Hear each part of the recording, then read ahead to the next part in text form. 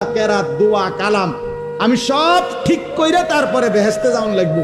আর আমনের সবগুলো ভুল নিয়া আমনে বেহেশতে যাইবেন গা, বেহেশতে এরকম মামুর বাড়ি হয়ে গেল কেমনি? এতটা সহজ হয়ে গেল কিভাবে? আমার শায়েখ আল্লামা মুফতি মুশতাকুর নবী সাহেব জন্য বলে, জান্নাত এতটা কঠিন না, অর্জন করা যাবে না, আবার এতটা সহজ না যে বিনা মেহনতে আমনে যাইবেন না।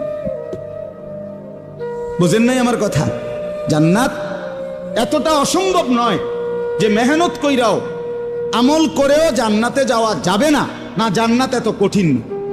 আবার এতটা সহজও না যে টাকা 200 ইমাম সাহেবরে দিয়া আপনি বেহেশতে যাইবেন না, না না, এটা আমনের চাচার শ্বশুর বাড়ি না।